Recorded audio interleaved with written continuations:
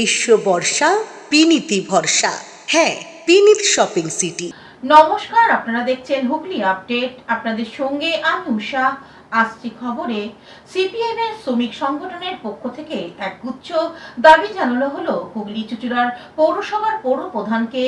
আজ হুগলি চুঁচুড়া পৌরসভায় সিপিএম এর শ্রমিক সংগঠন সিটুর পক্ষ থেকে একগুচ্ছ দাবি দাবা সম্মিলিত স্মারকলিপি তুলে দেওয়া হলো হুগলি চুঁচুড়ার পৌরসভার পৌর প্রধানের হাতে। এগুলির মধ্যে অন্যতম দাবি হলো 60 বছরের ঊর্ধ্বে অস্থায়ী কর্মচারীদের অবসর দেয়া চলবে না। এছাড়া স্থানীয় শূন্য পদে অস্থায়ী কর্মচারীদের নিয়ম করার পাশাপাশি অস্থায়ীদের নির্দিষ্ট সময়ের মধ্যে বেতন এবং স্থায়ী অবসর প্রাপ্ত কর্মচারীদের 2 মাসের বেতন অবিলম্বে দিয়ে দেওয়ার দাবি জানানো হয়। স্মারকলিপি গ্রহণ করে পৌর প্রধান সৌমিত্র ঘোষ বলেন, কিছু সঠিক দাবি দাওয়া নিয়ে ওনারা ডেপুটেশন দিতে এসেছিলেন, সেগুলো লিখিত আকারে দিয়েছেন। আমাদের পেনশনারদের পেনশন বা ঠিকঠাকে মাইনে, ইপিএফ এসব ব্যাপারগুলো আছে।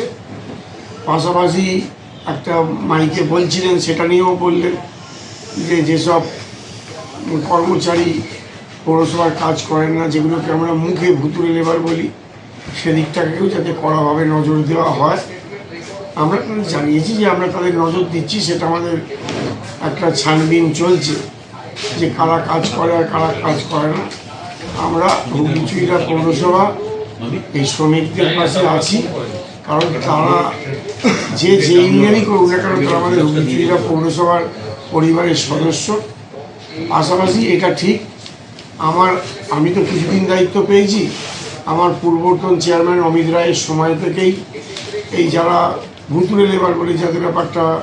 অন্যদিকে সিটুর সম্পাদক সৌরভ গাঙ্গুলি বলেন, গত 11/5/2026 তারিখে সরকারি একটা অর্ডার নাম্বার 861, সেই অর্ডারে বলা হয়েছিল যারা বিভিন্ন সরকারি দপ্তরে রিঅ্যাপয়েন্টমেন্ট হয়েছে, অর্থাৎ 60 বছরের পরে যারা কাজ করছে তাদেরকে দ্রুততার সাথে কাজ থেকে অব্যাহতি দিতে হবে। কিন্তু সেটাকে নিয়ে আমাদের পৌরসভা জরুরি ভিত্তিতে 13 তারিখে মিটিং করে আমাদের পৌরসভার যারা অস্থায়ী কর্মচারী আছে তাদেরকে বসিয়ে দেওয়ার যে সিদ্ধান্ত নিয়েছে, সেই সিদ্ধান্ত যে ভুল সেটা আমরা তাকে ব্যাখ্যা দিয়ে বোঝালাম এবং তার প্রতিবাদ আমরা জানালাম এই ডেপুটেশনের মাধ্যমে। এবং আমাদের এই পৌরসভায় অস্থায়ী কর্মচারীদের বেতন, পেনশনারদের বেতন, এছাড়া যারা দীর্ঘদিন স্থায়ী পদে কাজ করেছে, কাজ করার পর তাদের নিজেদের যে টাকা, যে প্রাপ্য যে টাকা, সেই টাকা তারা পাচ্ছেন না বিভিন্ন জটিলতার কারণে।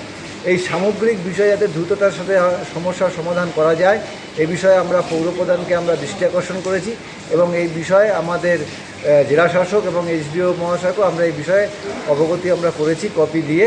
আশা করছি এই সমস্যার সমাধান দ্রুততার সাথে হবে।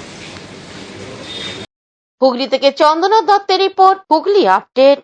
গোবরডাঙ্গার পুলিশ অভিযান চালিয়ে বিপুল পরিমাণের বাংলা মদ উদ্ধার করলো। গোবরডাঙ্গায় বড়সড় পুলিশি অভিযান, 23 পেটি বাংলা মদ উদ্ধার, গ্রেপ্তার বৃদ্ধ ব্যবসায়ী। উত্তর 24 পরগনার গোবরডাঙ্গা থানার পুলিশের বিশেষ অভিযানে বিপুল পরিমাণ বাংলা মদ উদ্ধারকে কেন্দ্র করে চাঞ্চল্য ছড়ালো এলাকায়। পুলিশ সূত্রে জানা গিয়েছে, গোপন সূত্রের খবর পেয়ে গোবরডাঙ্গা থানার পুলিশ বীরভূম পেয়ারাতলা এলাকায় অভিযান চালায়। সেখান থেকে উদ্ধার হয় 23 পেটি বাংলা মদ। ঘটনায় গ্রেপ্তার করা হয়েছে মদন গোপাল পাল নামে এক ব্যক্তিকে।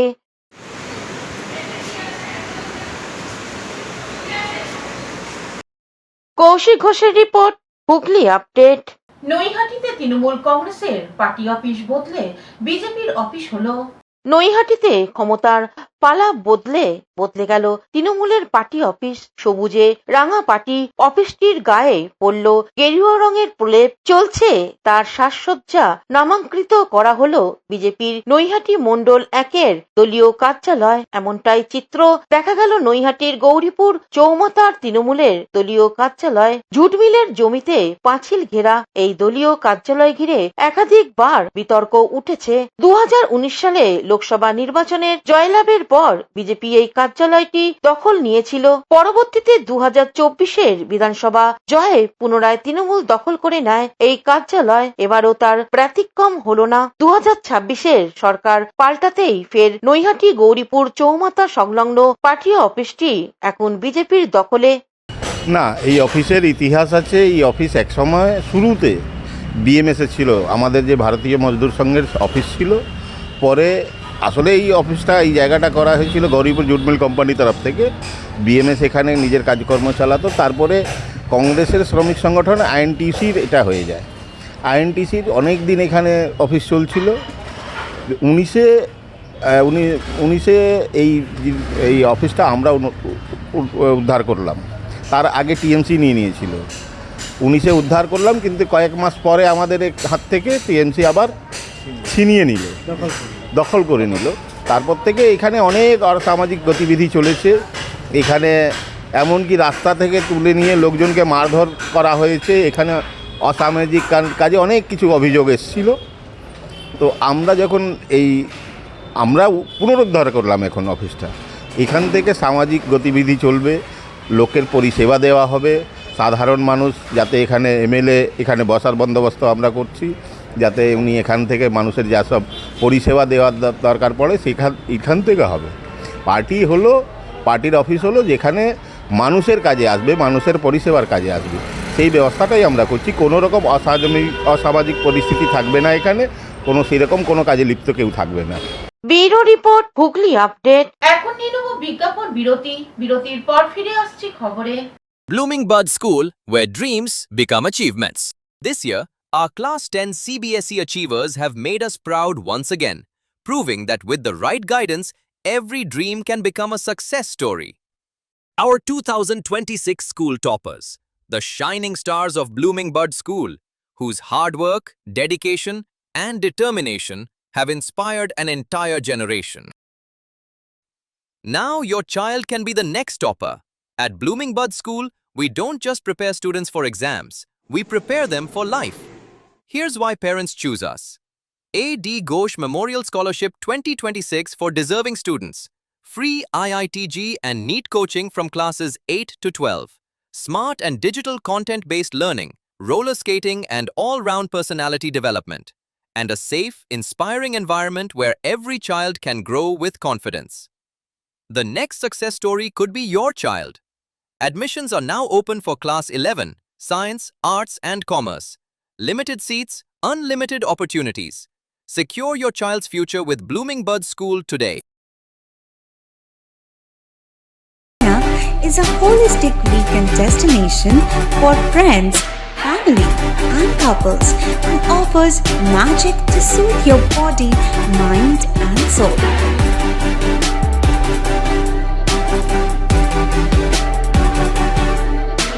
Aqua Marina, your customized magician. Welcome aboard and see the magic unfold. Amala nursing home. Enjoy a weekend at Vedam, the paradise of peace. A home away from home.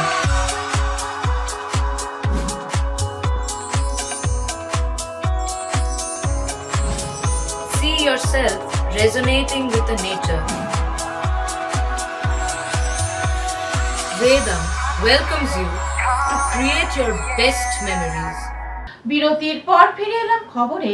মুখ্যমন্ত্রী শুভেন্দু অধিকারীর আত্মসহায়ক চন্দ্রনাথ রথের পরলৌকিক ক্রিয়া অনুষ্ঠিত হলো। পূর্ব মেদিনীপুর জেলার চণ্ডীপুর ব্লকে কুলুপ গ্রামে আজ এক আবেগঘন পরিবেশের সৃষ্টি হয়েছে।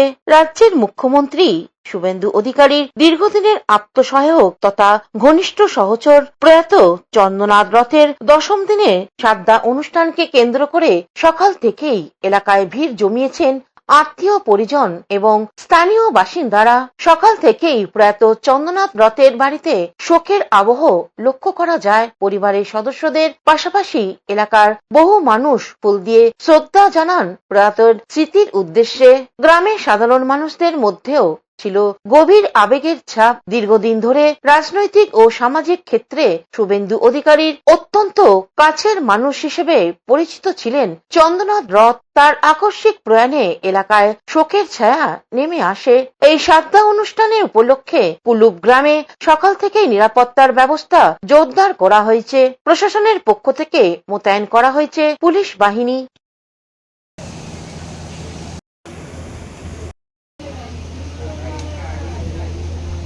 কৌশিক ঘোষের রিপোর্ট, হুগলি আপডেট। হুগলি ও হাওড়াতে ফলহারিণী কালী পুজো অনুষ্ঠিত হলো। জেলার বিভিন্ন প্রান্ত ছাড়াও চুঁচুড়া খাদিনা মোড়ে দত্ত পরিবারে ফলহারিণী কালীপুজো অনুষ্ঠিত হলো। 3 পুরুষ ধরে এই পুজো হয়ে আসছে। বর্তমান সেবায়িত মনোজিৎ দত্ত, দত্ত পরিবারের সকল সদস্য ও আত্মীয় স্বজন উপস্থিত হয়েছিলেন। উৎসাহ দিতে উপস্থিত ছিলেন নবনির্বাচিত বিধায়ক সুবীর নাগ। সুবীর বাবুকে দত্ত পরিবারের পক্ষ থেকে সম্বর্ধনা দেওয়া হয়। পুজোর পর প্রচুর মানুষকে ভোগ খাওয়ানো হয়। এবারে পুজো প্রসঙ্গে বর্তমান প্রজন্ম মনোজিৎ দত্ত এক বলুন। আমাদের এটা বংশ পরম্পরা থেকে চলে আসছে কালী পুজো। আমার দাদু করেছে, তারপরে বাবা, তারপরে আমরা করছি। আজকে খুব ভালো লাগছে, আমাদের মধ্যে সুবিধা উপস্থিত ছিলেন আর অসংখ্য কর্মী আমার যারা বন্ধু বান্ধব সবাই এসেছেন, ভালো লাগছে।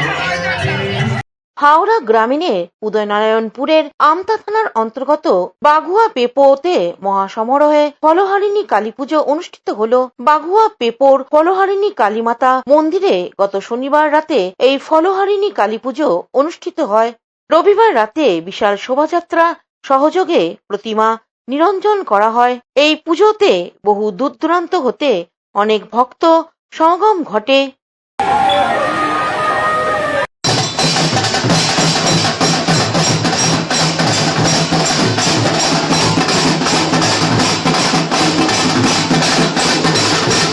কৌশিক ঘোষ ও চন্দনা দত্তের রিপোর্ট, হুগলি আপডেট।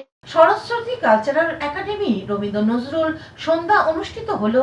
রবিবার এক ঝাঁক কচিকাঁচা সহ অভিভাবক বৃন্দ, অতিথি শিল্পী এবং একাডেমির সদস্য বৃন্দের কণ্ঠে মুখরিত হল চন্দননগর রবীন্দ্র ভবন সংলগ্ন জ্যোতির্লিঙ্গনাথ সভাগৃহ। চুঁচুড়া স্মরণশ্রুতি কালচারাল একাডেমির আয়োজিত রবীন্দ্র নজরুল সন্ধ্যায় শ্রদ্ধায় ও স্মরণে উদ্বোধনী সঙ্গীতের মাধ্যমে অনুষ্ঠানের সূচনা হয়। শিল্পীরা একক এবং যৌথ আবৃত্তি শ্রোতা দর্শকদের নজর কাড়ে। সংস্থার পরিচালিকা ও শিক্ষার্থী অর্পিতা চন্দ্র দাসের পরিচালনায় শ্রুতি নাটক পরিবেশনা ছিল অনবদ্য, যা শ্রোতা মণ্ডলের প্রশংসা কুড়িয়ে নেয়।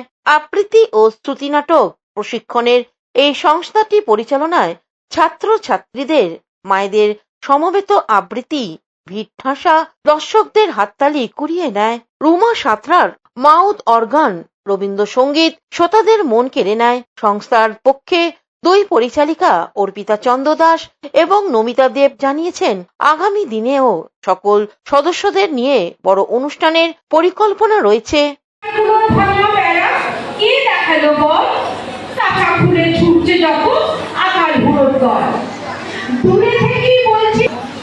আমি হলাম নতুন বৌঠা, সূর্যাস্ত জোড়া করে থাকে বৈশাখী ঝড়